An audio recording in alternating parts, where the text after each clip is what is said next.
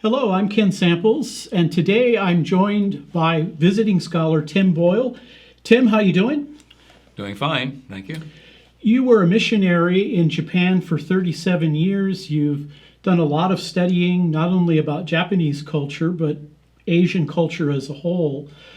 When I was a student in the late 1970s, early 1980s, studying world religions, there were many scholars who thought that the original religions of the world were polytheistic in orientation. Yeah. And then slowly and gradually, the religions became more refined and they moved toward monotheism. Now, what's interesting to me is I've noticed the last couple decades that's reversed. Yeah. Now, even many of the progressive religious scholars believe that religion was originally monotheistic. And I know you have your book here. I want to talk with you about it, The Gospel Hidden in Chinese Characters. Tell us a little bit about your experience in this area and your time of talking with people about this subject. Well, I first became interested in kanji, or characters as they're called in Japanese. I mean, kanji is the Japanese term for characters. And that was part of it, is just learning the language. In order to be able to master the language, you have to master the reading and writing as well. And I ran across a book that was called The Discovery of Genesis. It was back around 1980. And that piqued my interest. They have a lot of I got a significant amount of information out of that book and others. But I take quite a bit different approach than they do. But it gave me the idea, hey, yeah, this is something worth checking out. And I did a lot of research on it and discovered that, yes, the ancient Chinese themselves, if you look at the ceremonies they did, the kinds of rituals they had, and then these Chinese characters themselves, how they developed, it shows that they originally had the concept of the above emperor, the emperor above the heavens, the sky god, and as basically a monotheistic approach. And what they used from ancient times, the sacrifices and the ceremonies they did, were actually very similar to what you find in the Old Testament. Now, it's interesting, in studying Confucianism, there are scholars today who believe that Confucius was himself a theist, that he didn't talk a lot about God, but he appealed to heaven and made statements like that. I'd like you to talk to us a little bit about the Genesis story as it comes to us through some of these characters, if you will. Well, if you assume that the ancient Chinese scribes at least had in their folklore or whatever stories that were similar to what we find in Genesis, it makes very good sense why they would make these associations of this plus this equals that. Mm-hmm. And so most Chinese characters are made up of parts, and the parts themselves have a meaning.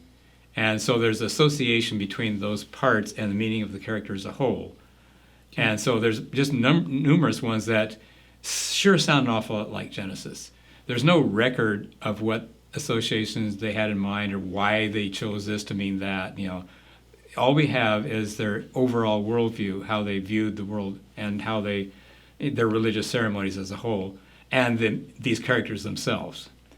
But it makes very good sense that they must have had some connection somehow.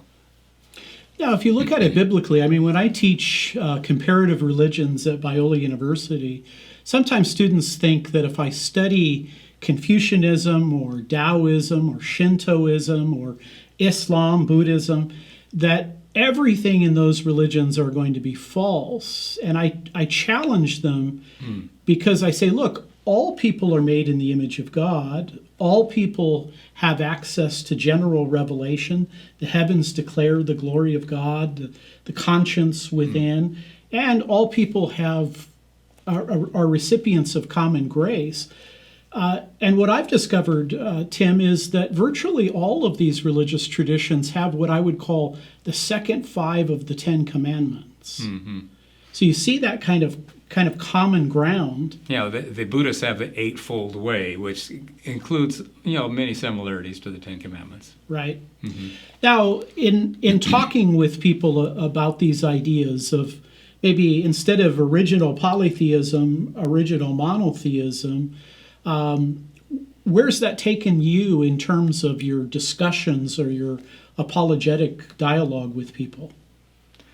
Well, for instance, in the Japanese context, Shintoism, but the Shinto just literally means the way of the gods if you translate it. But the word, the Shin part of it, I should say, that's the same thing as kami, which is the word for God.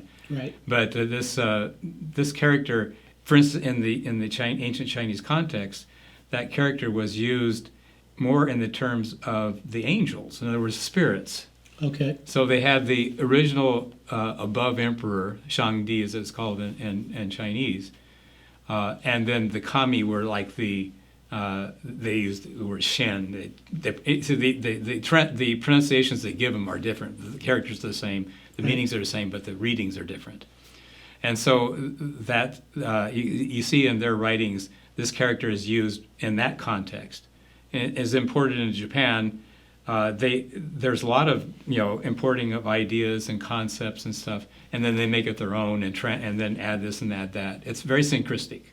Sure. And so, but syncretism has a lot of truth in it because it's taking kernels of truth and then adding things that, for their own liking or whatever, that aren't true, but it's still got a kernel of truth in it. Now, in the Western world, we don't typically say I'm a Jew, a Christian, and a Muslim.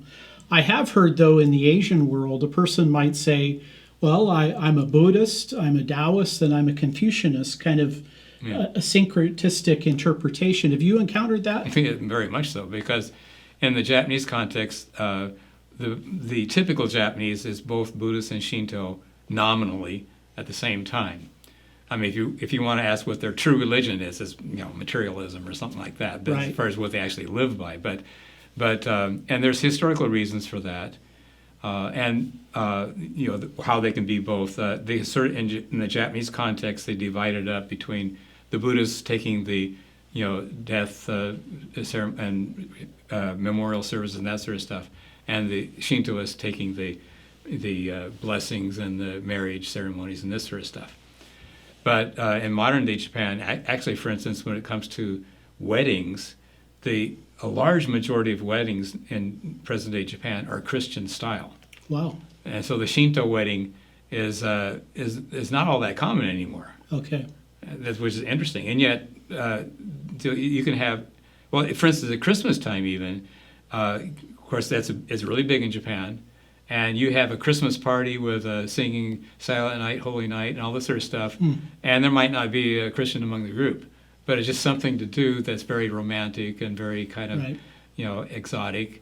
And so on that surface level, they can also add a little bit of Christianity into it. Very good. So there can be that kind of syncretistic thing, too. Well, we've been talking with Tim Boyle. This is his book, The Gospel Hidden in Chinese Characters.